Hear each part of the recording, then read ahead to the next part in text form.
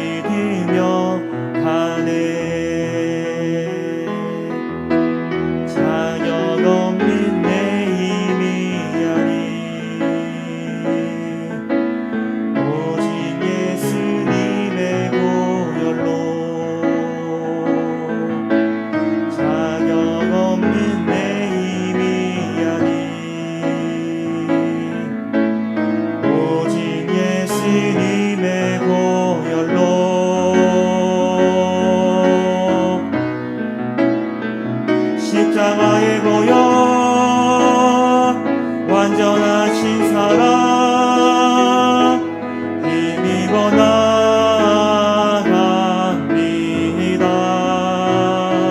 십자가의 보혈 완전하신 사랑 힘입어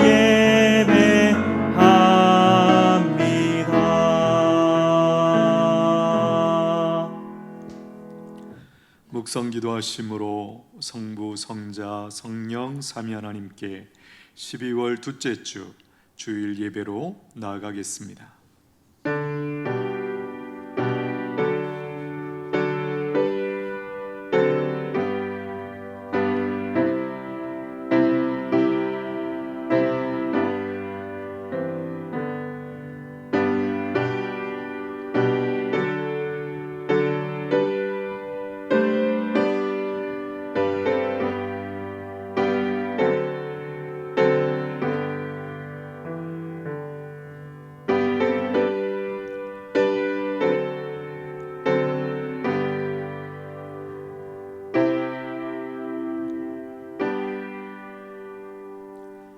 여호와는 내게 복을 주시고 너를 지키시기를 원하며 여호와는 그의 얼굴을 내게 비추사 은혜 베푸시기를 원하며 여호와는 그 얼굴을 내게로 향하여 드사 평강 주시기를 원하노라.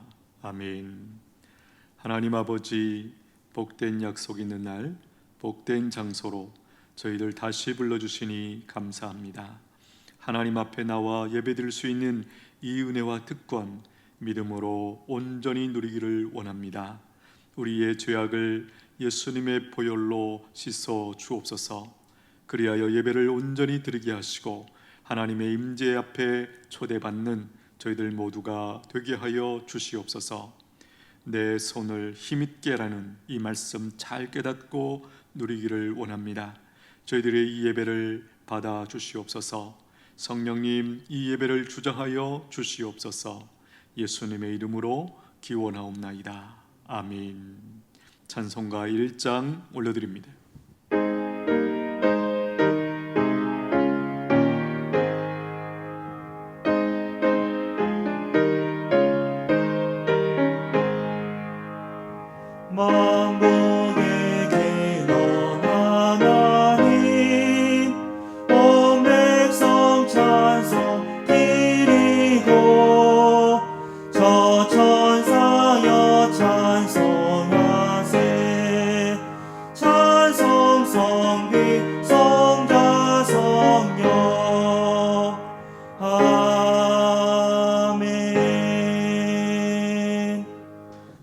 성시교독 31번입니다. 찬송가 뒷면에 있는 교동문 31번 시편 68편 말씀입니다.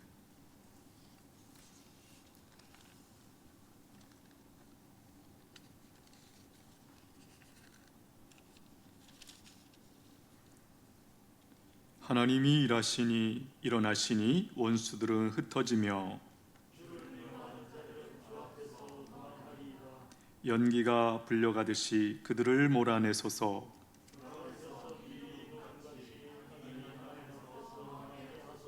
의인은 기뻐하여 하나님 앞에서 뛰놀며 기뻐하고 즐거워할지어다.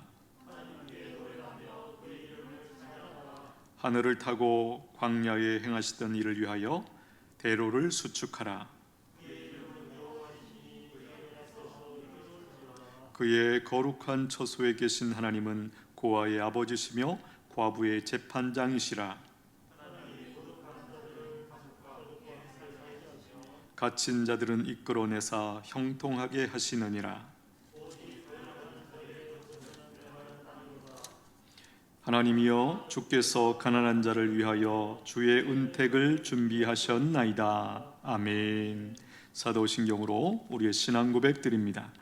전능하사 천지를 만드신 하나님 아버지를 내가 믿사오며 그 외아들 우리 주 예수 그리스도를 믿사오니 이는 성령으로 잉태하사 동정녀 마리아에게 나시고 본디오 빌라도에게 고난을 받으사 십자가에 못 박혀 죽으시고 장사한 지 사흘 만에 죽은 자 가운데서 다시 살아나시며 하늘에 오르사 전능하신 하나님 우편에 앉아 계시다가 저리로서 산자와 죽은 자를 심판하러 오시리라. 성령을 믿사오며 거룩한 공회와 성도가 서로 교통하는 것과 죄를 사하여 주시는 것과 몸이 다시 사는 것과 영원히 사는 것을 믿사옵나이다. 아멘. 찬송가 286장 올려드립니다.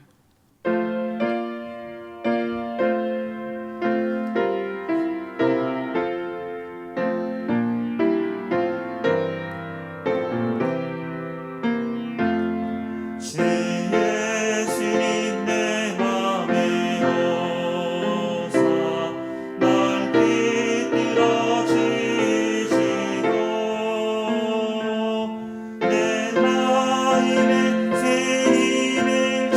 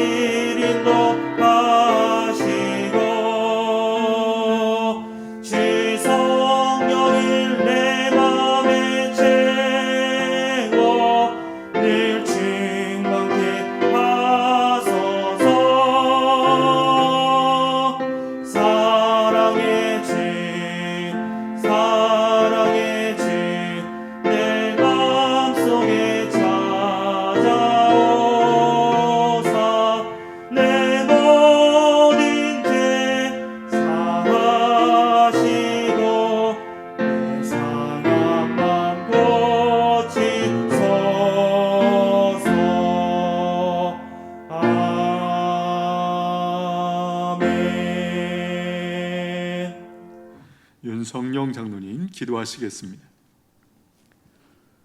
사랑과 은혜가 풍성하신 하나님 아버지, 지난 한 주간도 여러 모양으로 어려운 상황들이었지만 때마다 함께 하셔서 위로해 주시고 지켜주신 하나님의 크신 은혜 진심으로 감사를 드립니다.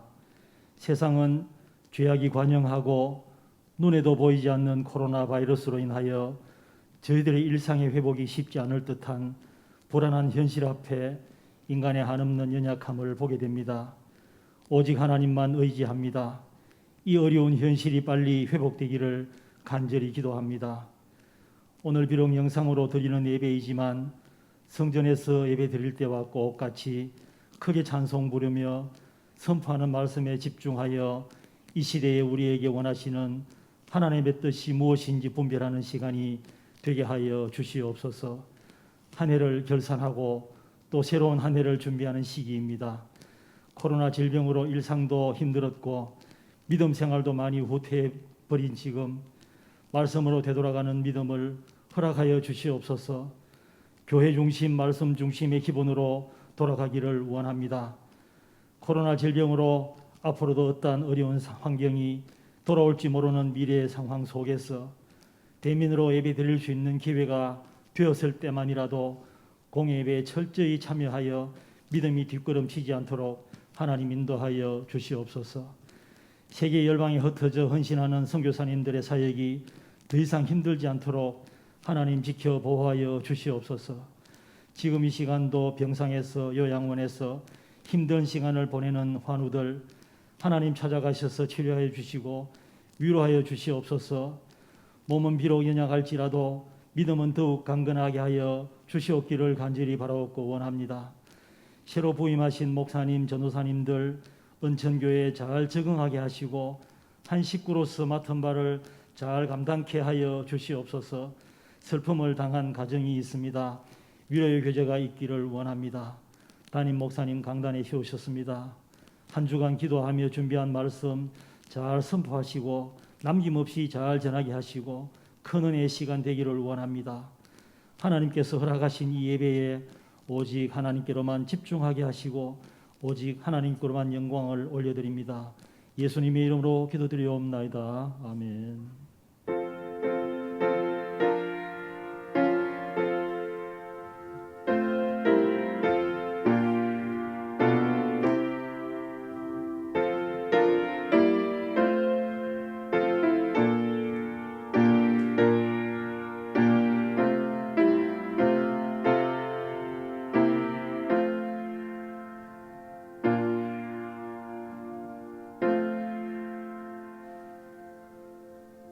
오늘 우리에게 주시는 하나님의 말씀 구약 성경 느헤미야 6장 1절로 16절입니다. 구약 성경 734면 구약 성경 734면 느헤미야 6장 1절로 16절까지 있는 말씀 저와 여러분이 교독하겠습니다.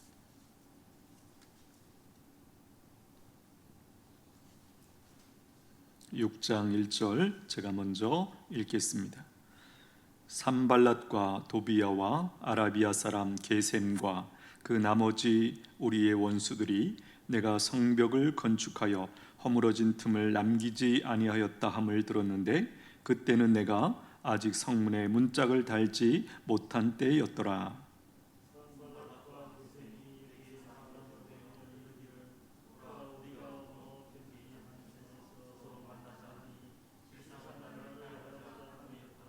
내가 곧 그들에게 사자들을 보내어 이르기를 내가 이제 큰 역사를 하니 내려가지 못하겠노라.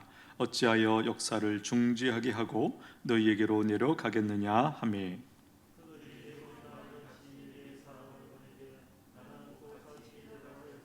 산발랏이 다섯 번째는 그 종자의 손에 봉하지 않은 편지를 들려 내게 보냈는데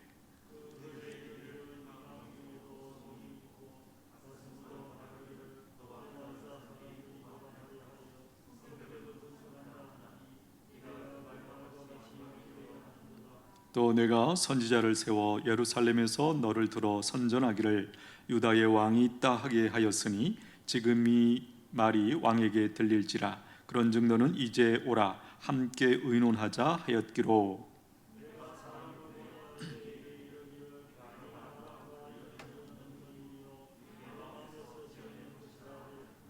이는 그들이 다 우리를 두렵게 하고자 하여 말하기를 그들의 손이 피곤하여 역사를 중지하고 이루지 못하리라 함이라.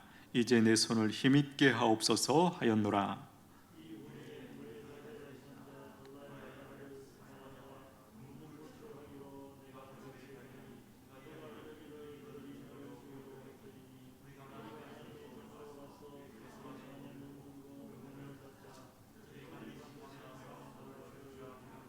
내가 이르기를 나 같은 자가 어찌 도망하며 나 같은 몸이면 누가 외소에 들어가서 생명을 보존하겠느냐. 나는 들어가지 않겠노라 하고.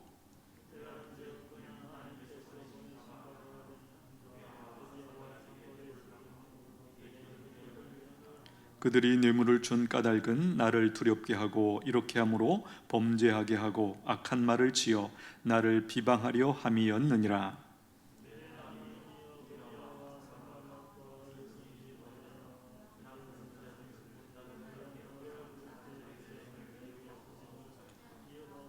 성병 역사가 52일 만인 엘루월 25일에 끝남에 우리의 모든 대적과 주위에 있는 이방 족속들이 이를 듣고 다 두려워하여 크게 낙담하였으니 그들이 우리 하나님께서 이 역사를 이루신 것을 알미니라. 아멘. 요즘 코로나로 촉발된 여러 상황들이 전보다 확실히 우리를 꼼짝 못하도록 몰아붙이고 있습니다. 또 우리가 개인적으로 처해 있는 상황들이 또한 우리를 몰아붙이고 있습니다. 이런 상황에서 어떤 일들이 일어날까요? 일단 내 손에 힘이 빠집니다. 또 의욕도 떨어집니다. 두려움에 사로잡히고 목표도 사명도 모호해지고 희미해집니다. 그러면서 삶 전체가 흔들립니다. 이럴 때 우리는 무엇을 어떻게 해야 하는 것일까요? 오늘 본문에 보시면 우리와 상황과 모양은 다르지만 비슷한 처지에 놓여 있는 한 사람을 만나게 됩니다. 누구입니까? 느헤미야라는 사람입니다. 느헤미야가 누구입니까? 이렇게 소개할 수 있습니다. 느헤미야는 포로로 끌려가서 페르시아 아닥사스다 왕 때 술관원으로 발탁된 그런 사람입니다. 술관원으로 발탁이 됐다? 무슨 뜻이죠? 출세했다라는 것입니다. 그것도 자국에서가 아니라 포로로 끌려간 그 나라에서 술관원이 되었다. 술관원장은 왕의 최측근 중에 한 사람이죠. 왕의 몸에 직접 영향을 줄 수 있는, 생명을 가름할 수 있는 그런 위치에 있었기 때문에 보통 신뢰하는 사람이 아니면 발탁이 어려운 그런 위치입니다. 자, 그렇게 출세해서 잘 살고 있었는데 어느 날 고국 예루살렘의 상황을 듣게 됩니다. 예루살렘의 상황이 굉장히 황폐해졌다라는 소식을 듣게 됩니다. 이제 그때부터 느헤미야는 기도를 하는 중에 용기를 내어서 왕에게 이렇게 요청을 합니다. 내 나라의 형편이 이러이러하니 긍휼히 여기셔서 성벽을 재건하고 돌아올 수 있도록 허락해 주십시오. 이렇게 왕에게 요청을 합니다. 왕에게 이런 요청을 할 수 있다는 것, 또 이런 요청에 대해서 왕이 들어줬다. 이것을 통해서 우리가 알 수 있는 것이 무엇일까요? 첫째는 느헤미야가 왕으로부터 얼마나 많은 신뢰를 받고 있는 사람이었는지, 그동안 얼마나 왕이 인정할 만한 그런 삶을 살았는지 우리가 알 수 있고요. 또 한 가지는 나라와 민족을 이제 형편을 듣고 걱정하는, 아파하는, 사랑하는 느헤미야에게 하나님의 은혜가 있었다라는 것이죠. 이렇게 나라의 형편을 듣고 자기가 가만히 있어도 사실은 문제될 것이 없습니다. 자기 잘 먹고 잘 살고 출세하고 있는데, 그런데 그것을 아파하고 그것을 어떻게 자기가 도울 수 있을까를 이제 염려하면서 어떤 면에서 왕에게 조금은 무례하게 이렇게 요청을 하는 이 마음에 대해서 하나님이 기뻐하셨다라는 것이에요. 느헤미야는 유다 지방을 다스리는 총독직을 받고 이제 조국에 돌아가게 됩니다. 회파된 예루살렘 성벽을 재건하는 중에 주변 족속들의 회방을 받게 됩니다. 이런 회방을 잘 극복하고 성벽을 재건하는 일을 완성하는 과정을 바로 오늘 본문이 우리에게 보도해 주고 있습니다. 우리 각자에게도 하나님께서 주신 사명이 있는데, 목표가 있는데 이것에 집중하지 못하도록 여러 가지 방법으로 회방을 받고 있지 않습니까? 그렇습니다. 뒤에서도 또 나누겠지만 우리가 그냥 우리 기분대로 살 때에는, 우리의 느낌이나 우리의 개인적인 유익을 위해 살 때는 별로 우리에게 방해거리가 없어요. 그러나 우리가 하나님의 뜻을 붙들고 하나님을 섬기고자 할 때, 믿음의 백성으로 살고자 할 때 거기에 회방이 있고 공격이 따라붙게 된다라는 것입니다. 이런 상황에서 어떻게 회방꾼들과 두려움에 무릎 꿇지 않고 끝까지 느헤미야가 승리할 수 있었을까요? 오늘 느헤미야가 승리했던 방법을 우리가 배우기를 원합니다. 때는 성벽을 거의 다 재건을 하고 이제 성문에 마지막 문짝을 달기만 하면 다 완성되는 그쯤이었습니다. 1절 한번 보십시오. 산발랏과 도비야와 아라비아 사람 게셈과 그 나머지 우리의 원수들이 내가 성벽을 건축하여 허물어진 틈을 남기지 아니었다 함을 들었는데 그때는 내가 아직 성문에 문짝을 달지 못한 때였더라. 그러니까 이 성벽이 예루살렘을 거의 다 이렇게 방어하는 그 길이의 넓은 지역에 펼쳐져 있었는데 그것이 이제 포로로 끌려가면서 거의 다 회파되었죠. 그래서 누구나 드나드는, 그렇죠? 그런 황폐한 상황이 되었는데 이제 느헤미야가 와서 그것을 아주 전략적으로 계획적으로 하나하나 다 세워가서 이제 거의 다 세워졌고 이제 성으로 들어오는 그 문에 문짝만 달게 되면 되는 그런 형편에 놓여 있었다라는 것이에요. 그런데 여기 이제 회방꾼들이 등장합니다. 첫 번째 산발랏, 누구입니까? 사마리아 총독입니다. 지금 유다가 있고 그 바로 위에 사마리아라는 지역에 바로 이 아닥사스다 왕의 임명을 받고 와서 다스리고 있었던 이 사마리아 총독 산발랏이 움직이기 시작합니다. 느헤미야가 예루살렘 성벽을 재건하면 자신의 세력이 아무래도 약화될 수 있었다라는 정치적인 계산이 있었기 때문에 이것을 막으려고 이제 움직이기 시작했다는 것이죠. 도비야는 누굽니까? 암몬 사람입니다. 요단강 오른쪽에 있는 요단강 동편에 있는 암몬 사람들, 그러니까 이스라엘이 다시 일어서는 것을 누구보다 싫어하는 사람들 아니겠습니까? 게셈은 누구입니까? 오늘 6절에 보면 아라비아 사람이다 이렇게 소개를 합니다. 6절에 가시면 특별히 이 게셈을 가스무라는 다른 이름으로 부릅니다. 아라비아는 이스라엘 남쪽과 홍해 사이에 있는 그런 나라입니다. 흔히 이스마엘 사람들 혹은 미디안 사람들을 보통 아라비아 사람들 이렇게 부르곤 했습니다. 산발랏을 비롯한 이스라엘의 원수들은 느헤미야의 성벽 재건이 거의 완성되는 거 보면서 놀라고 두려워했던 것이죠.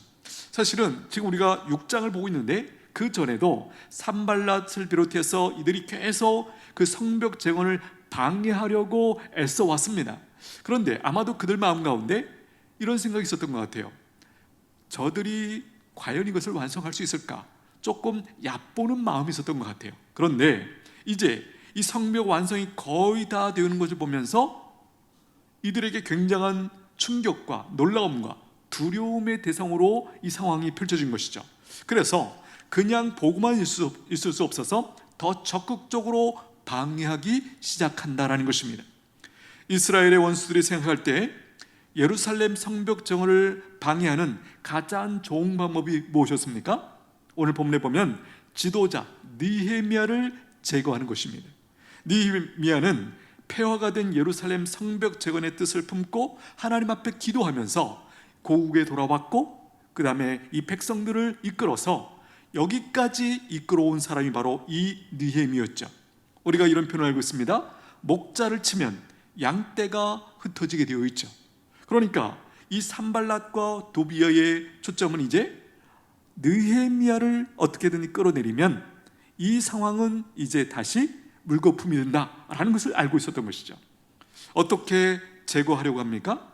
성벽 재건을 잠시 중단하고 멋진 곳에서 우리 한번 만나자, 이렇게 제안을 합니다. 2절 보십시오. 산발랏과 게셈이 내게 사람을 보내어 이르기를, 오라, 우리가 온 평지 한 촌에서 서로 만나자 하니 실상은 나를 해하고자 함이었더라. 이 끝에 있는 내용, 나를 해하고자 함이었다, 이것은 나중에 알게 된 것이죠. 여기 온 평지 어딜까요? 예루살렘과 사마리아 중간에 있는 어떤 지점일 것입니다. 그들의 힘이 작용하는 곳으로 느헤미야를 유인해서 거기서 수월하게 제거하려고 했던 그런 의도가 있었던 것이죠. 이런 제안을 거절하는 것 어땠을까요? 쉽지 않았을 것입니다. 무엇보다도 산발랏의 주의 때문이죠. 어떻게 보면 아닥사스다 왕의 임명을 받은 같은 위치에 있는 총독끼리 한번 보자는데, 그렇죠? 그것을 거절한다? 쉽지 않습니다. 여러분, 만나서 이야기하자라는 거예요. 지금 공격이 바로 들어오는 것이 아니라 그냥 얘기하자, 우리 회담하자, 어떤 이런 제안을 하는 것 거절하기 어렵죠. 느헤미야가 거절하자 계속 만나자고 독촉을 합니다. 느헤미야가 한두 번 거절하는 것 그래도 분명히 명분이 있었을 것입니다. 그런데 여기 보면 4번까지 계속 사람을 보내고 있다는 거예요. 거절하는 것 쉽지 않았을 것입니다. 그러나 놀랍게도 끝까지 느헤미야는 거절하고 응하지 않습니다. 이런 상황에서 어떻게 느헤미야가 이 산발랏의 계략에 넘어가지 않고 성벽 재건의 사역을 계속할 수 있었을까요? 하나님께서 자신에게 맡겨주신 사명의 막중함을 알고 집중했기 때문입니다. 다르게 말하면 우선순위를 분명히 했기 때문에 중단하지 않고 이 산발랏의 계략에 빠지지 않고 이것을 완성할 수 있었다는 것입니다. 3절 한번 보십시오. 내가 곧 그들에게 사자들을 보내어 이르기를, 내가 이제 큰 역사를 하니 내려가지 못하겠노라. 어찌하여 역사를 중지하게 하고 너희에게로 내려가겠느냐 하매. 여기 보면 내가 이제 큰 역사를 하니, 이 큰 역사라는 것, 왜 큰 역사일까요? 일이 크기 때문에? 물론 그럴 수도 있겠죠. 그러나 더 중요한 의미는 하나님께서 이 일을 내게 맡기셨다, 그러므로 이 일은 너무나 중요하고 시급하고 큰 일이기 때문에 내가 내려가지 못하겠노라. 너희가 내 입장이라면 내려가겠느냐? 이런 큰 일을 내려놓고 중단하고 너희를 만나러 내려가겠느냐? 그 말이죠. 그 이방인들의 눈치를 보지 않고 내려가지 못하는 이유를 느헤미야는 명확하게 설명을 합니다. 우선순위가 명확했다라는 거예요.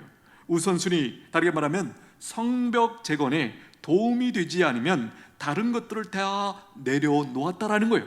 다른 것들이 아무리 귀해도 급하고 중요해도 그런 것들을 무시할 수 있었다라는 것입니다. 그렇습니다. 우리가 우선순위가 분명하면 급한 일과 덜 급한 일, 중요한 일과 덜 중요한 일을 분별할 수 있는 분별력이 명확하게 생기죠. 여러분, 우리의 삶이 혼돈스럽습니까? 왜 그럴까요? 그 핵심적인 이유는 우선순위가 명확하지 않기 때문에 우리가 그렇게 흔들린다라는 거예요. 여기서 부르면 달려가야 되고, 저기서 부르면 또 쫓아가야 되고, 여기서 일 터지면 또 해결해야 되고, 이렇게 뒤죽박죽 되는 것입니다. 그러나 우선순위가 명확하면, 그 가장 중요한 것 하나를 딱 붙들면 나머지들은 정리가 되는 것이죠. 우리가 무시할 수 있다는 거예요. 이것이 바로 이 우선순위가 명확한 사람들이 사실은 우리가 사회적으로 봐도 어떤 일들을 성취해내고 이루는 것을 우리가 발견하게 됩니다. 여러분, 만약에 그들을 만나러 갔다면 어떻게 됐을까요? 매우 위험에 처하게 되었겠죠. 우선순위에 집중했더니 승리했을 뿐만 아니라 생명을 보존하는 이 역사가 있게 되었다라는 것이에요. 여러분, 우리 또한 우리의 삶, 다시 한번 우리의 상황이 어려울 때, 우리가 코로나로 말미암아 우리의 상황이, 활동이 제약될 때 더 중요한 것이 무엇일까요? 우선순위를 분명히 하는 것입니다. 어차피 우리는 다 할 수 없습니다.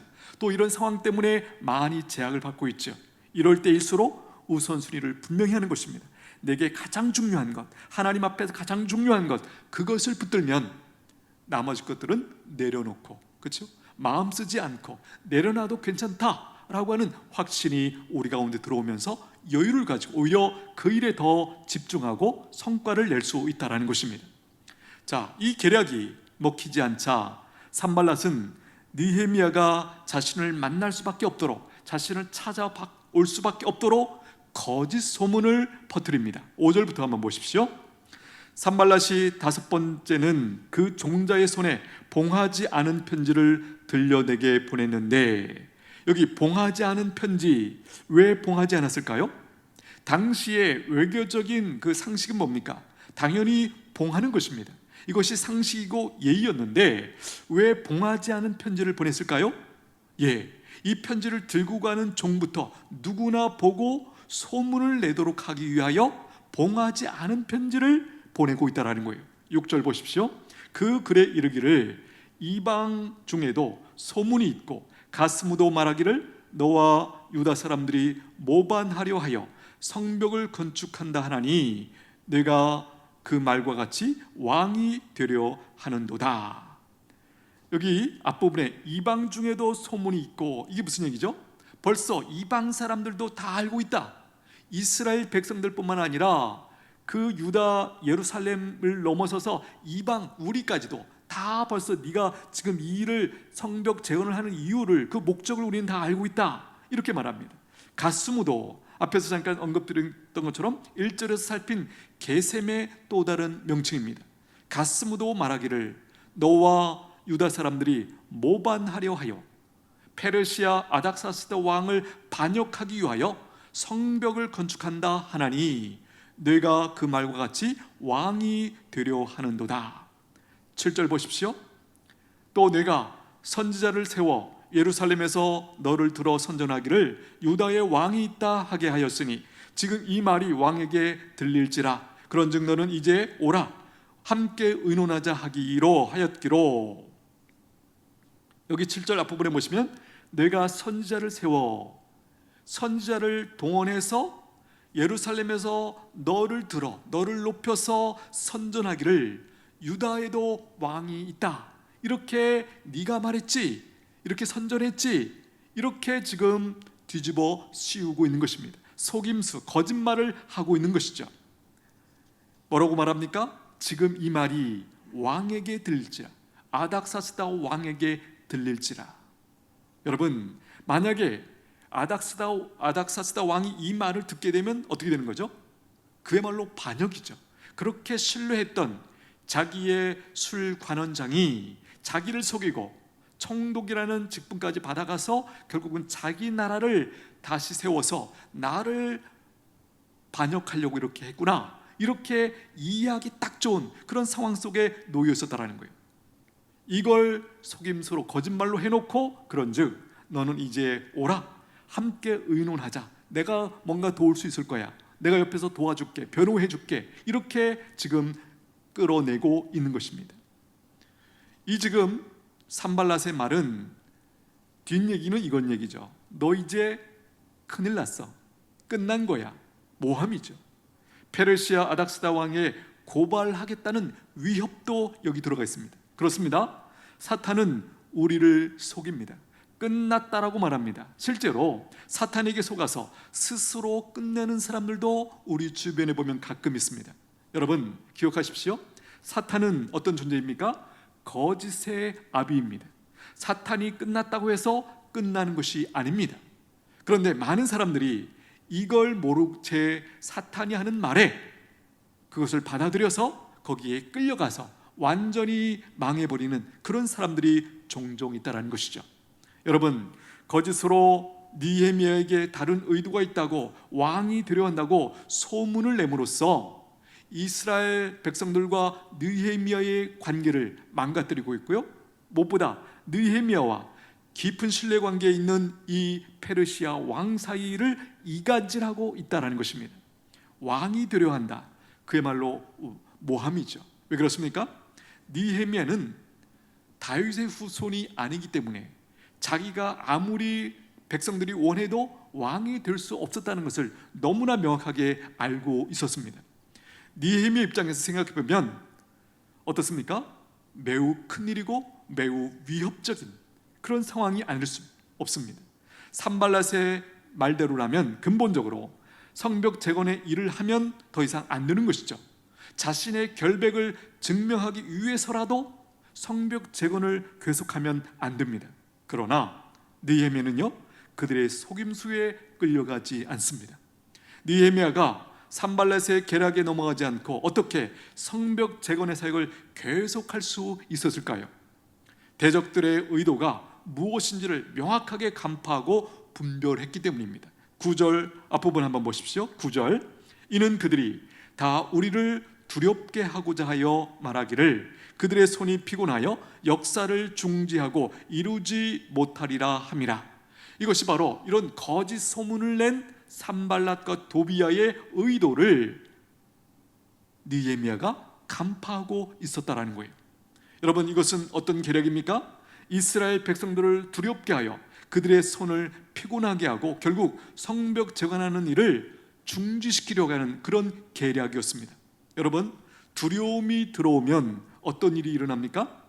힘이 빠집니다. 이루고자 하는 의욕도 상실되고요, 성취도 더 멀어져만 보입니다. 정말이지 대적들의 말대로 안 될 것 같다는 생각이 치고 들어옵니다. 이것이 두려움이 가져다주는 현상이고 증상들입니다.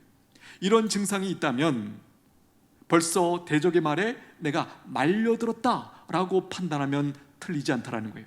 내가 흔들리고 있구나, 무너지고 있다라는 분명한 증거가 두려움이 계속 나를 붙들고 내 힘을 빼고 있다, 이것을 우리가 분별해야 된다는 것입니다. 내가 처한 상황 앞에서 이렇게 반응하고 있지 않습니까? 우리의 상황 어려운 거 맞습니다. 그러나 그것 때문에 우리가 망하지 않습니다. 왜 그렇습니까? 하나님이 우리의 주인이시기 때문입니다. 우리를 붙들고 계시기 때문입니다. 나 자신의 상태를 우리가 먼저 진단해야 됩니다. 내가 대적의 회방꾼들의 말에 지금 말려 들어가고 있는지, 아니면 하나님을 바라보고 하나님의 선하신 인도하심을 내가 믿음으로 바라보고 있는지, 우리가 현재의 나의 모습을 진단하라는 것이에요. 느헤미야가 산발랏의 계략에 넘어가지 않고 어떻게 성벽 재건의 사역을 계속할 수 있었을까? 원수들이 거짓으로 꾸민 소문에 대하여 담백하게 부정을 하고 두려움 앞에서 하나님 앞에 기도했기 때문입니다. 8절 9절 한번 보십시오. 내가 사람을 보내어 그에게 이르기를 내가 말한 바 이런 일은 없는 일이요 내 마음에서 지어낸 것이라 하였나니 이는 그들이 다 우리를 두렵게 하고자 하여 말하기를 그들의 손이 피곤하여 역사를 중지하고 이루지 못하리라 함이라. 이제 내 손을 힘있게 하옵소서 하였노라. 담백하게 사실이 아니고 너희가 지어낸 말이구나, 나는 그것을 알고 있다 라고 말하고, 그것으로 그치지 않고 하나님 앞에 무릎 꿇고 기도로 나갑니다. 하나님, 내 손을 힘있게 하옵소서, 힘을 주십시오, 강하게 해주십시오, 기도했다라는 거예요. 여러분, 우리가 조금만 생각하면 정말 느헤미야의 이 상황, 산발렛의 이 거짓 소문이 너무나 그럴듯하지 않습니까? 그래서 꽤 느헤미도 어떤 순간까지는, 기도하기 전까지는 그야말로 다리가 후들거렸을 것입니다.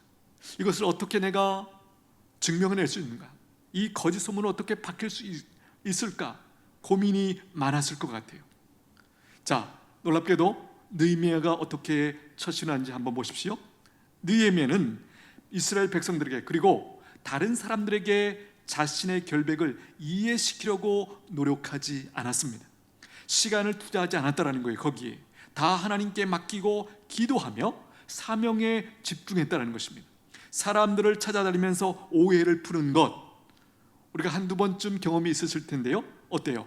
쉽지 않습니다. 아니, 더 정직하게 말해볼까요? 거의 불가능하다라고 보면 맞을 것입니다. 느헤미야로 성벽 재건을 중단시키고 두려움에 사로잡히게 하고자 했으나 안 되니까 또 다른 교묘한 계략을 또 다른 방법을 사용하기 시작합니다.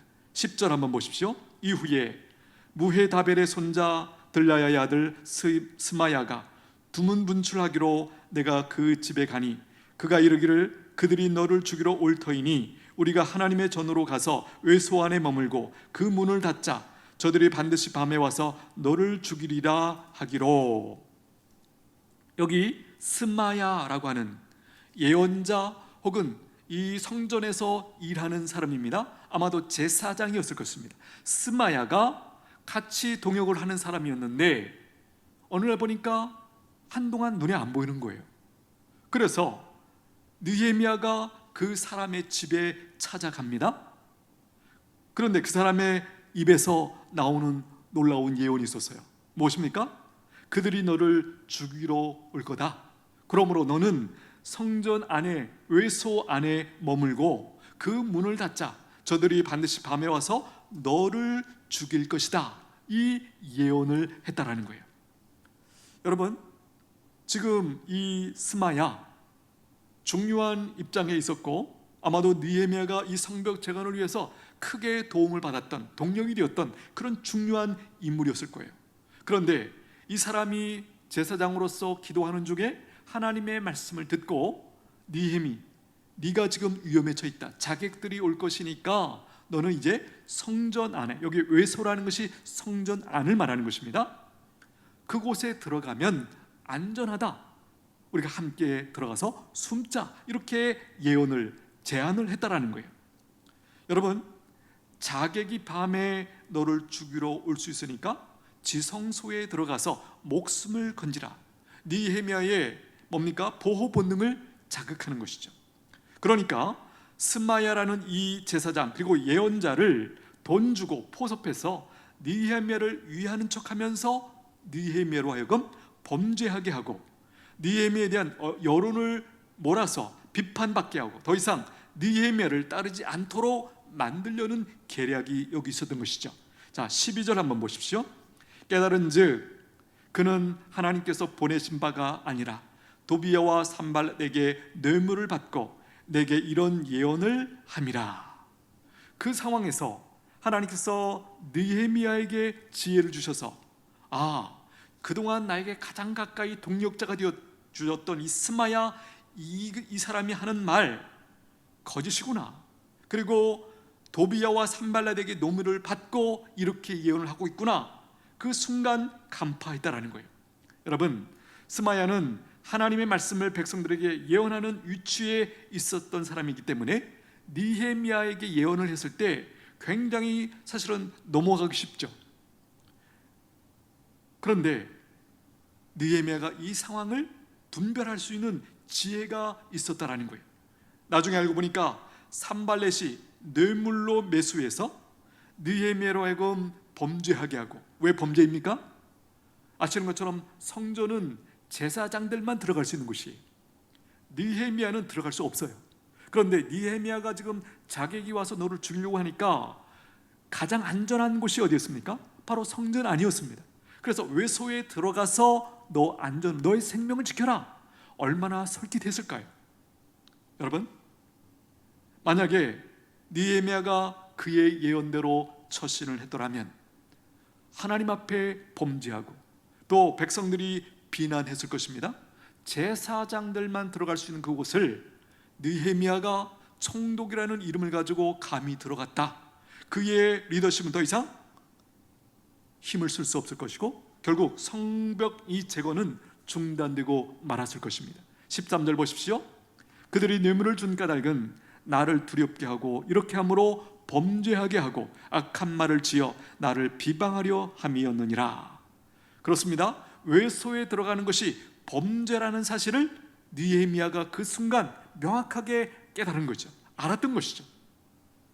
여론을 형성해서 느헤미야가 하나님의 법을 어기고 제사장만 들어갈 수 있는 그 성소에 들어갔다.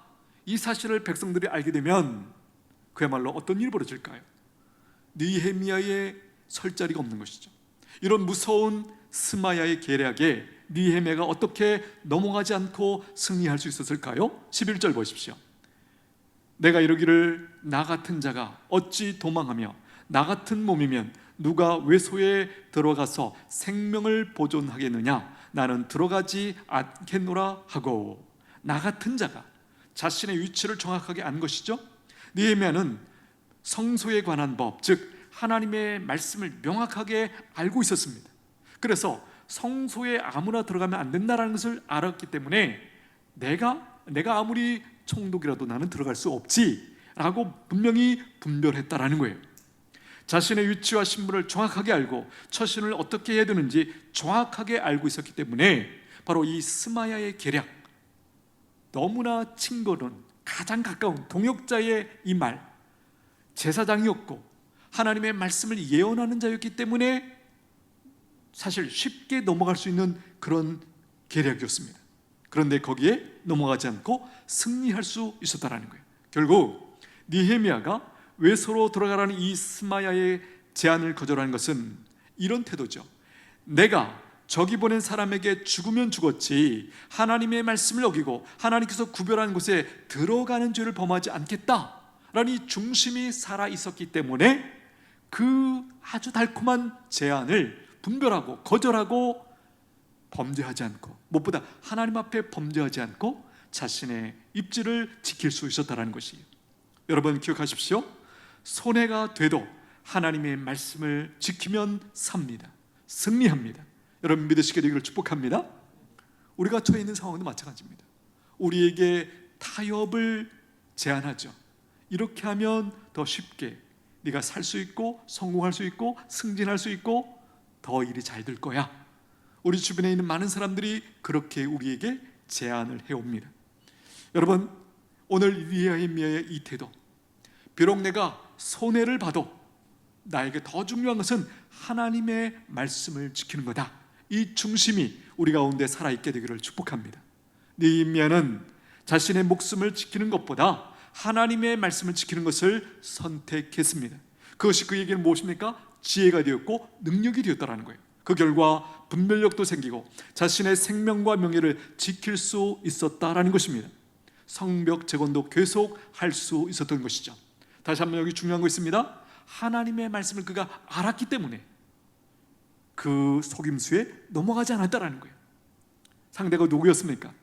산발라셨으면 뭐 들어보는 것도 필요가 없을 정도로 금방 분별이 되었을 거예요. 근데 문제는 자기와 가장 가까이서 동역했던, 그것도 제사장이고 하나님의 말씀을 전하고 예언하는 이 예언자의 말을 느헤미야가 어떻게 분별했죠? 그가 하나님의 말씀을 알고 있었기 때문에, 아하, 이 스마야도 지금 벌써 포섭이 되었구나, 분별할 수 있었다라는 거예요. 느헤미야는 현재 자신의 위치보다 더 높이 평가하지 않았기 때문에 그 계략에 넘어가지 않았던 것이죠. 나 자신에 대해서 지나치게 높이 평가하거나 지나치게 낮게 평가하면 어떤 일이 벌어질까요?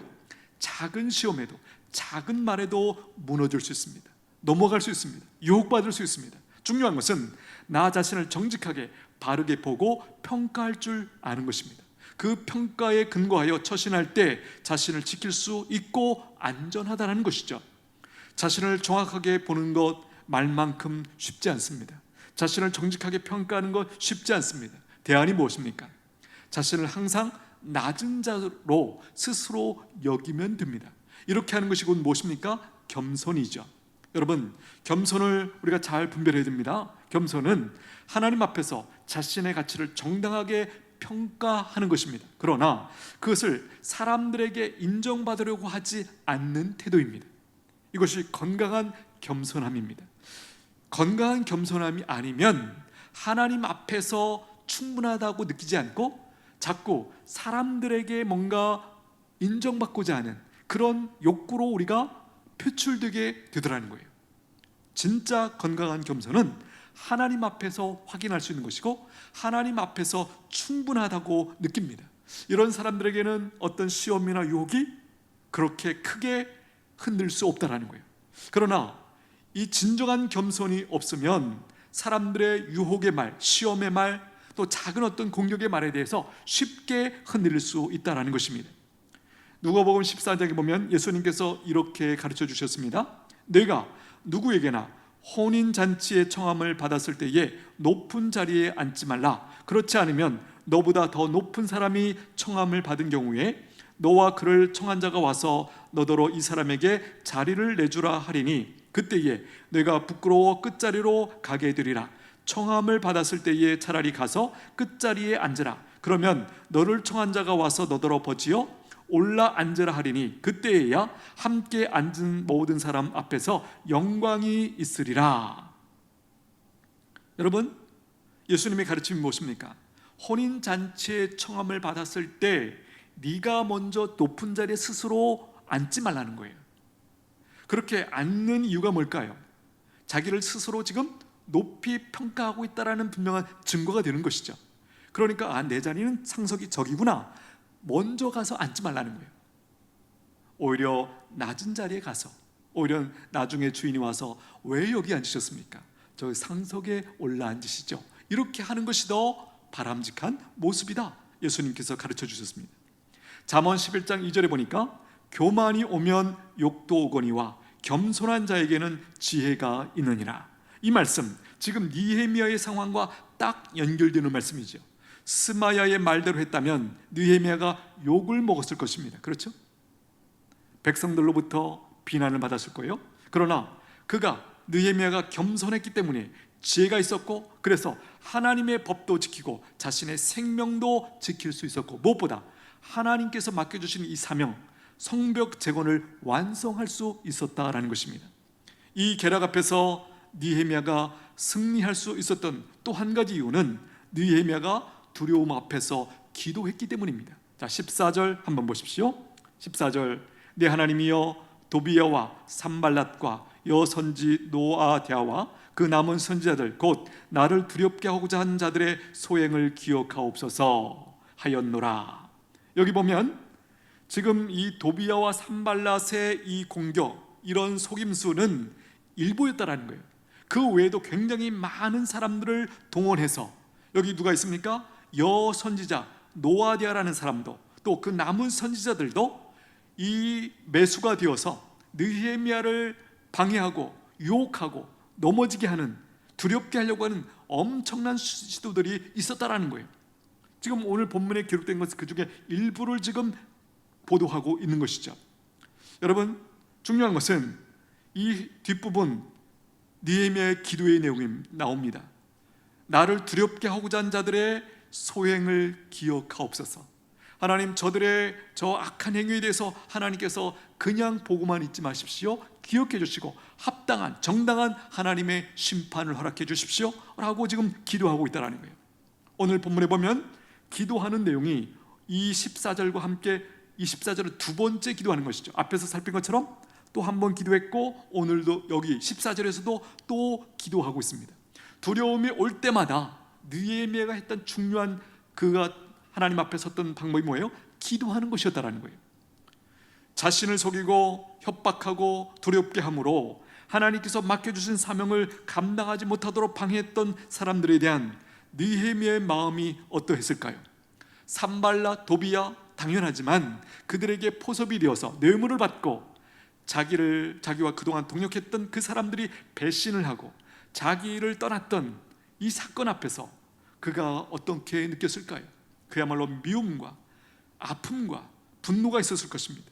이런 마음을 계속 품고 있었다면 어떻게 되었을까요? 느헤미야가 사명에 집중하는데 매우 어려웠을 것입니다. 큰 장애가 되었을 것입니다. 쉽게 지치고 포기할 수도 있었을 것입니다. 그런데 느헤미야는 이런 분노를 하나님께 맡겨드림으로 자유로울 수 있었고 사명에 집중할 수 있었다는 것입니다. 로마서 12장 19절, 내 사랑하는 자들아 너희가 친히 원수를 갚지 말고 하나님의 진노하심에 맡기라 기록되었으되 원수 갚는 것이 내게 있으니 내가 갚으리라고 주께서 말씀하시니라. 느헤미야는 이 원리를 명확하게 알고 있었고 이것을 자신의 그 상황 속에서 그대로 적용했다라는 거예요. 자기가 직접 총독으로서 힘이 있었고 뭔가 직접 손을 댈 수 있는 여지가 있었음에도 불구하고 그렇게 하지 않고 하나님 앞에 원수 갚는 것을 온전히 맡겨드렸다.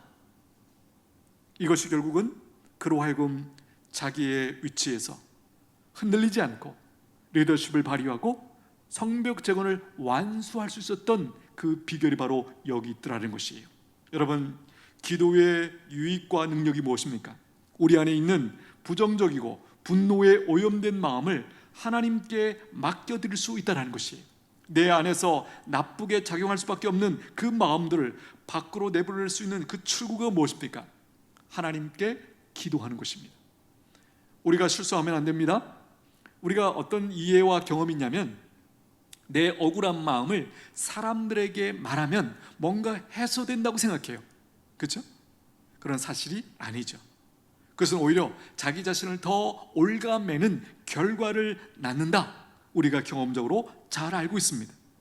오직 우리가 온전히 우리의 마음을 털어놓을 수 있는 유일한 곳이 어디입니까? 하나님께만 우리가 그 모든 것들을 내려놓을 수 있다는 거예요. 그렇습니다. 기도하면 반드시 어떤 변화가 일어납니다. 지혜를 주시든지 분별력이나 담대함을 우리에게 허락하십니다. 왜입니까? 하나님께서 역사하시기 때문이고 은혜를 주시기 때문이고 기도에 응답하시기 때문입니다. 여러분, 믿으시게 되기를 축복합니다. 기도하면 반드시 어떤 변화가 있습니다. 1차적으로는 우리가 많이 제가 경험으로 봐도 그렇습니다. 바깥의 상황보다는 나를 하나님께서 먼저 만드시는 것 같아요. 내 안에 있는 두려움과 부정적인 마음과 걱정하는 마음들을 하나님께서 깨끗하게 정리해 주시는 그 은혜가 있더라고요. 그렇게 정리가 되니까 바깥에 있는 상황이 분별할 수 있는 분별력이 생기고요. 그렇죠? 근데 내 안에 이런 오염된 분노의 마음, 미움의 마음이 가득 차면 분별력이 없죠. 우리가 한 번쯤 그런 얘기 들어봤습니다. 우리가 분노하면 우리의 이 이성의 지능이 동물 수준으로 떨어진다고 그래요. 그렇죠? 굉장히 공감이 가는 말입니다. 우리가 분노하면, 화를 내고 이 오염된 마음이 가득하면 분별이 안 되어서 유혹을 당하고 위축되고 실수하고 잘못된 선택을 하는 그런 일들이 벌어진다는 것이, 이러므로 기도가 모든 상황 속에서, 이 두려움의 상황 속에서 우리를 우리되게 하고 끝까지 승리하게 하는 하나님의 처방인 것을 우리가 다시 한번 깨닫게 됩니다. 여기서 우리가 알게 되는 것이 무엇입니까? 우리가 하나님의 뜻을 붙들고 또 사명을 붙들고 이루어 드리고자 할 때, 또 하나님께서 기뻐하시는 모습으로 적극적으로 살고자 할 때 사탄은요, 보고만 있지 않는다라는 것이에요. 어떻게 하든지 그렇게 하지 못하도록, 그렇게 살지 못하도록 방해하고 회방하려고 한다라는 것입니다. 사탄이 할 수 있는 모든 방법을 동원합니다. 우리가 살핀 것처럼 느헤미야의 가장 가까이의 동역자였던 그 사람까지 매수해서 오히려 느헤미야를 배신하게 하고 느헤미야의 그 사명을 저버리게 하는 그런 유혹자로 등장한다라는 것입니다. 그러나 우리가 하나님의 뜻이나 사명이나 하나님께서 기뻐하시는 삶을 믿음으로 적극적으로 살고자 하지 않으면 사탄은 우리를 그냥 내버려 둡니다. 회방하지 않습니다. 왜일까요? 가만히 내버려 두기만 해도 자연스럽게 하나님의 백성답게 살지 못하고 무기력하게 살게 된다는 것을 알기 때문입니다. 무시하는 거죠. 저런 사람은 내버려둬도 하나님 나라에 전혀 도움이 되지 않아 무기력한 인생으로 살고 끝날 수밖에 없지, 이것을 사탄이 알기 때문에 우리를 내버려 두는 것입니다. 방해하지 않습니다. 여러분, 이 부분 우리가 잘 분별해야 됩니다. 정말 우리가 어떤 편안한 것, 어떤 공격이나 회방이나 유혹이나 속임수나 이런 공격이 없다, 그때 분별하셔야 되죠. 이것이 내가 하나님의 뜻을 저버리고 있기 때문에 사탄으로부터 무시를 받고 사탄이 나를 내버려 두는 그런 상황인지, 정말 내가 분별이 없어서 하나님의 뜻대로 살고 있지 못하는, 하나님의 뜻대로 살고자 하는, 믿음으로 살고자 하는 이런 모습이 내게 없기 때문에 이렇게 단지 평안한 것인지를 우리가 분별해야 된다는 것이에요. 이런 속임수와 계략 가운데서도 무너지지 않고 넘어지지 않고 낙심하지 않고 사명을 붙들고 집중하면서 그리고 기도하면서 느헤미야는 마침내 승리를 하게 됩니다. 15절 한번 보십시오. 성벽 역사가 52일 만인 엘루월 25일에 끝나매 요 52일 걸렸다는 것이죠.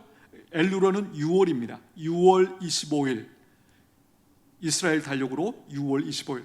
우리식으로 말하면 8월이나 9월 정도에 이 성벽 제거리 완성되었다라는 것이, 느헤미야가 많은 대적들의 모함과 속임수와 위협에도 불구하고 하나님께서 맡겨주신 사명을 감당하고 이루어냈다라는 것입니다. 바라기는 우리도 느헤미야처럼 어떤 유혹과 위협과 어려움이 있어도 끝까지 이루어내시는 그 은혜가 있게 되기를 축복합니다. 승리하시게 되기를 축복합니다. 하나님께서 우리에게 허락하신 선한 일, 우리 모두가 행하고 있는데 중간에 회방과 유혹과 속임수와 여러 가지 계략이 우리로 그것을 완주하지 못하도록, 이루지 못하도록 방해하고 있구나 분별하시면서, 느헤미야처럼 기도하시면서 분별하시면서 말씀을 붙들고 승리하는 저와 여러분들 되시기를 축복합니다. 기도하겠습니다. 하나님 아버지, 저희들의 삶에도 대적들이 있습니다. 우리를 목적과 사명에서 이탈하도록 두려움을 주고 유혹하고 방해하는 대적자들이 있습니다. 느헤미야에게 주셨던 지혜와 분별력과 담대함을 주시고 무엇보다 기도의 무릎으로 승리하는 은총의 가족들 되게 하여 주시옵소서. 예수님의 이름으로 기도하옵나이다. 아멘. 찬송가 342장 올려드립니다.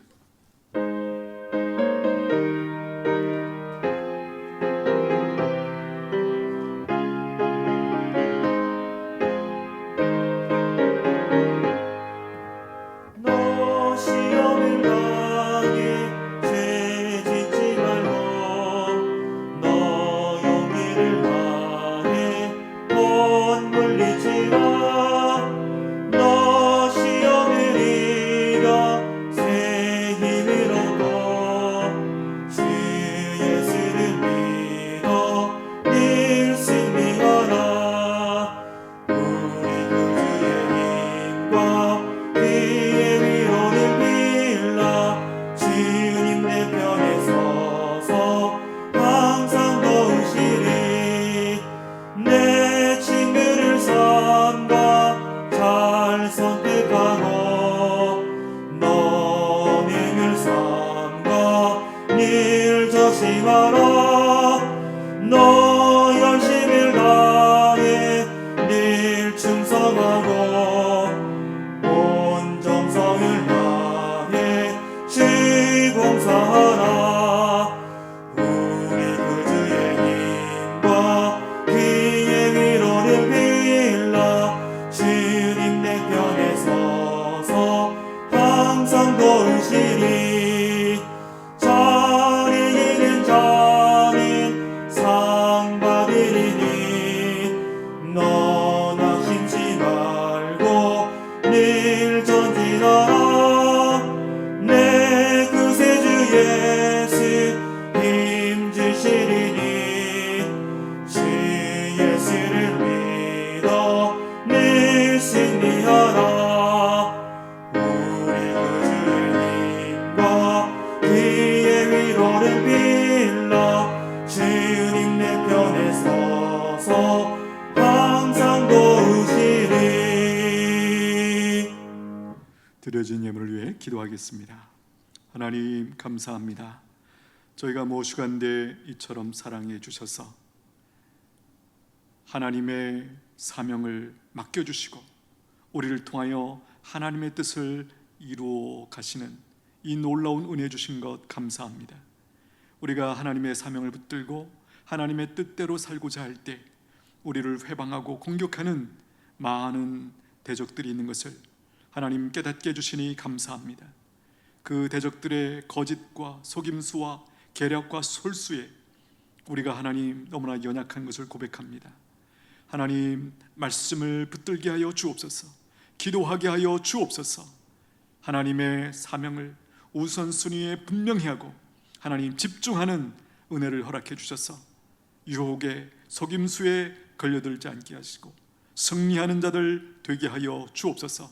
중간에 하나님 낙오하거나 좌절하거나 포기하는 자들 없도록 지켜 주시옵소서. 두려움과 혼돈이 있을 때 무릎 꿇게 하시고 하나님의 인도하심을 온전히 받아 누리는 주의 백성들 되게 하여 주시옵소서.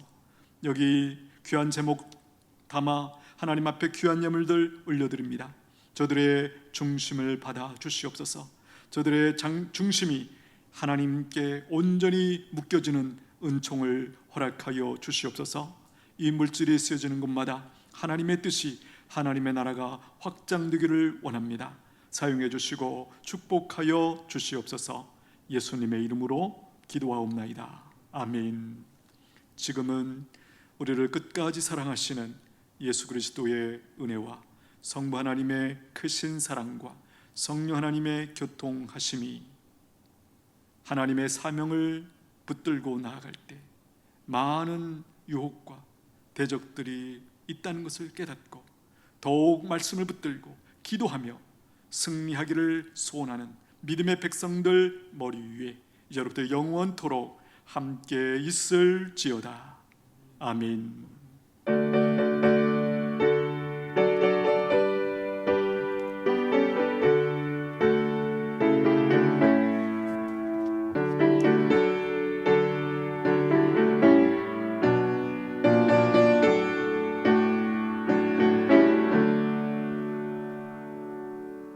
감사합니다. 믿음으로 한번 따라 하시겠습니다.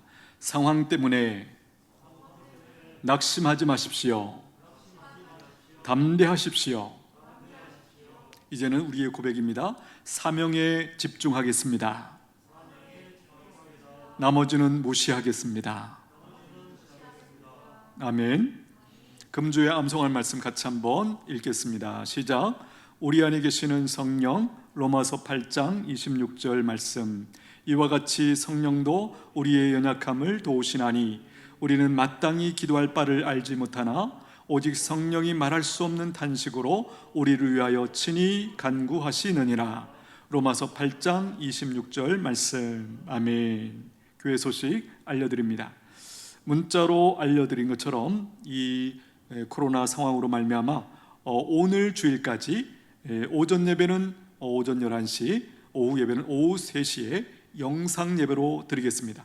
내일부터 새벽 기도회, 수요 예배, 금요 기도회, 주일 예배는 다시 대면 예배로 드리게 됩니다.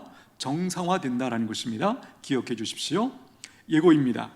정기재직회가 다음 주일 2부 예배 후에, 소망회 에스더의 총회가 다음 주일 2부 예배 후에 있겠습니다.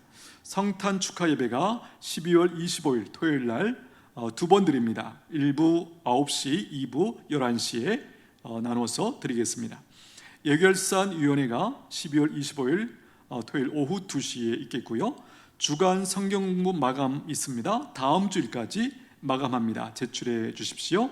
시상은 12월 26일 주일날 있겠습니다.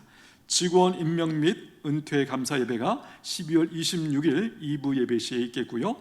예결산 공동의회가 12월 26일 2부 예배 후에 있겠습니다. 송구 영신 예배 12월 30일 금요일 오후 11시에 있겠습니다. 겨우동정 장례 소식입니다. 우리 권용만 집사님 하나님의 부르심을 받으셨습니다. 장례를 잘 마쳤습니다. 또 하시는 분들 위로의 교제가 있게 되길 바랍니다. 출산 소식입니다. 우리 이은수, 이지윤 집사님 등려하셨습니다. 축하드립니다. 이제 은천교회 사명 비전 전략 제창하겠습니다. 은천교회 사명 무엇입니까?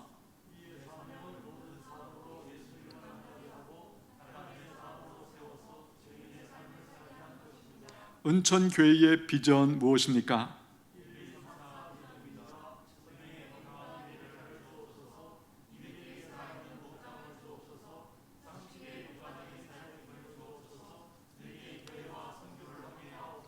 이런 사명과 비전을 이루기 위한 은천교회의 전략은 무엇입니까?